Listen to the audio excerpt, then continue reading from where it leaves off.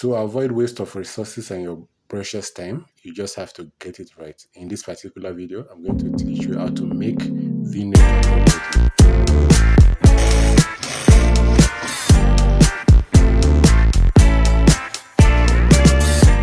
These are the measurement needed, and you shall be needing about 1¼ yard of fabric to achieve this. If you're about to cut, the first thing you have to ensure is to know the direction of stretch in your fabric. You see which side stretches most. As you can see, this is the other side that stretches most. So that's the side you're going to be cutting along. So we fold our fabric into two, representing the front and back, and we'll later fold it into four. So we are folding in the size of the biggest body part of the body, which the biggest part of the body is the bust. So that's the chest measurement. We fold it. Then the next thing we do is get the shirt length. Our shirt length we shall be using here is 33. I'm going to be adding 2 inches to it, making 35 inches. So I'm going to be getting this shirt length. When I get the shirt length, that's about 35 inches. Then the next thing I'll be putting is to put you put the chest line, which is the bust divided by 4. Our bust is 48 divided by 4 is 12. So we make it 11 minus, you make it 11 from the shoulder line. After that, the next thing you're going to be doing is to put you've gotten it, is to put, make sure you put your neck opening. Our neck opening we are using here is 3 inches. Then you bring out the neck depth. Our back neck depth, you're going to be making use of the back neck depth. Our back neck depth is 1.5 inches, so we measure it out. So the next thing we're going to be doing is to measure fully the shoulder length. Our shoulder length is 20, so half of it is 10. So we mark 10.5 there. And then next thing we're doing, we mark that same 10.5 on the chest line and connect it to that of the shoulder. So we impute our chest measurement. Then okay, we make our shoulder slope. Our shoulder slope is 1 inches from the shoulder line, and we will connect it. And after this, now we'll now put our bust measurement. Our bust is 48. So we divide it by 4, we get 12. So we're going to be putting 48. We're going to be making it 48. So that is 12. And we'll put sleeve sewing our allowance of ½ inch. Because it's a stretchy material, you don't really need to put much of you don't need to put much of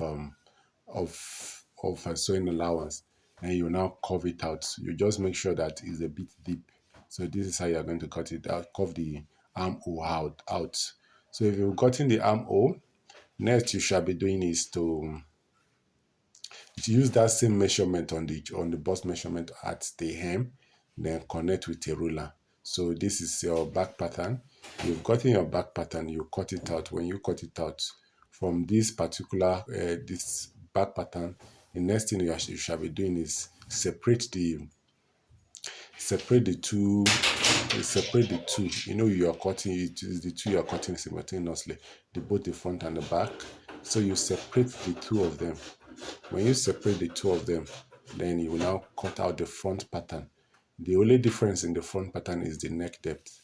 So we are going to be using neck depth of 5 inches from the shoulder line. The neck depth is going to be deeper. You can make it 5 to 6 inches because it's going to be a V-neck. So you just remember that you don't have to be choky. Then as for V-neck, a V-neck is usually it's usually more bigger than that of the round neck. So it's extended downwards. Some people make it 6, but in this particular video, I'm going to be making it 5 inches from the shoulder line. So I'm going to be measuring it 5 inches. Then I will connect it so that you can connect it so that it will be a bit curvy using your ruler, or you can make use of ruler, or if you have a curve rule, you just make use of it. Then I think that's all. So When you are done, then what you are going to be doing is that your the band that you are going to be cutting is going to be, since 1 inch is going to be appearing outside, so the band is going to be, if you add 1 inch outside, ½ inch inside, since the band is going to be on fold, the band will be 2 inches, 3 inches wide. The band is going to be 3 inches wide. So from here, now on this picture, what I'm doing is that I'm adding 4 inches to it from the back line, so that I now curve it out. So at the end of the day, you're going to be having about 4.5 inches. So look at the way I curve it out. So you can make use of your curve rule, or you can also use your freehand. So you cut it out. So this is just the difference between the front and back. It is the difference between the front and back pattern. So you're done with the bodies. So where the next thing you shall be doing is cut the hand. So look at it, look at the way it is. So we are done with this. You notch this particular point, so that while you are fixing it, you take note of it. So you're done with this, then look, I'm putting them together. When you are joining, the first thing you join is join both the shoulder.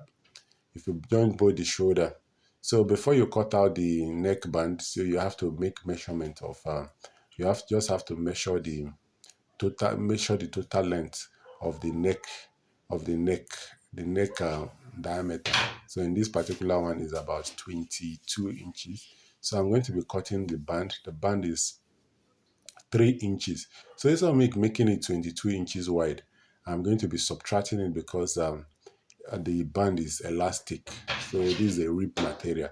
So I'm going to be making it about 16 inches wide. It all depends on the kind of band you have. Some band, if you're making use of the band, if you're making use of the band that is not that wide, you only subtract 2. That is not that elastic. You only subtract 2 inches from it. So this is your band. Your band is about 3 inches by 16 inches. So we're done with that. The next thing you do is that you take it to your sewing machine and sew. You sew the shoulders. You're sewing the back pattern and the front pattern together by starting with the shoulder. So when you sew the shoulder, so that's your first point, so that you can fix your neck appropriately. So your neck, you're going to, when you come to your neck, you fold the band into two. If you fold the band into two, you can then hold it down with either you make use of pin, or you hold it down with your thread, by sewing them together. So while you sew them together, you then you now fold it in a way that it's going to be crossing each other, so it will overlap. So kindly watch. There's this other video that I have, is on if you follow my YouTube channel, is all about, about round neck polo. You can also watch if you want to know how to sew round neck polo. There are also other interesting videos that I've made out there.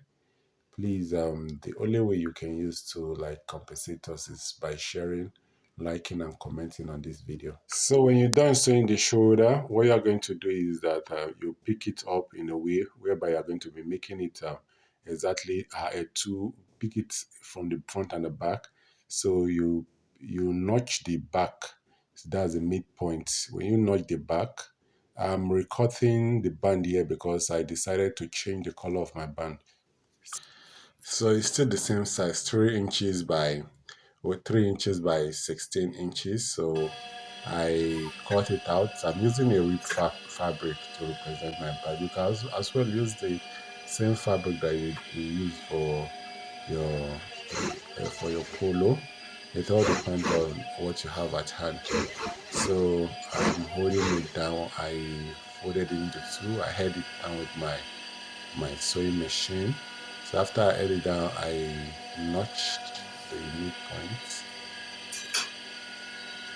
I notched the midpoint, and I folded it, cross it this way so that it's overlapping. Look at the way I crossed it. So you make sure that at the edge of it is going to be 90 degrees. So you go take it to your sewing machine and hold it down. So when you hold it down, the crossing is already there.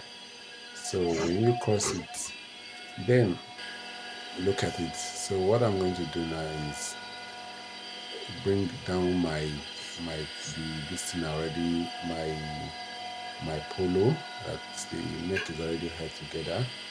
I find the midpoint, the back midpoint. When I get the back, I get the back midpoint. I'm going to notch it. When I notch it, then I will take my band and I'm going to start from the deepest part in the front. So that's the cross part, the center of the cross band. That's where I'm going to start with. So it's going to correspond with the deepest part. It's going to correspond with the deepest part of the neck. So I'm going to match it like that. So you look at the way it's pointed. Ensure that this part you're going to make sure is well pointed, so that you will not, and ensure that while you pivot it, make sure you pivot it so that it will not be rounded while sewing, so that you have a sharp edge. So this is it. Then this notch part should correspond with the notch part at the back of the polo shirt. So you're going to draw it to the extent that it's it will you draw it. You can use your pin to hold it down. The back notch should correspond with that notch on the band. Look at the way I draw it. So I already draw it down, then I sew. That's how you're going to do. You sew it round. So this is how you're doing. When you're done with it, the next thing you shall be doing is when you're done with sewing, you shall be top stitching it to hold it down. Then for those of you that have a serger or overlock machine, as soon as you're done sewing this, you take it to your overlock machine and overlock it. But in this particular video, I decided not to use my serger because it's a bit busy. Someone else is using it. So I'm not going to be using my serger here. So if you have a serging machine, you can make use of it to hold it down after you've now sew it. So after sewing, the next thing you shall be doing is top stitch if you wish to. So after I've finished sewing, I'm going to be top stitching it so that then while you're top stitching it, make sure you're dragging it. Don't, so that it will not hook. While you're top stitching it, make sure you'll be dragging it. You drag it to the fullest point. You understand? Because you're making use of top stitch. You'll be dragging you are not going to be holding the exact way it is, so that it will not be stiff. So it will be expanding anyhow, as in that's the essence of dragging it while sewing. So that is that. Thank you for watching my video. If you still if there's any comment, please kindly drop in the comment section. I'll be there waiting for you. If there's any video you'd like us to make, don't hesitate to tell us. Thank you very much. See you in my next video.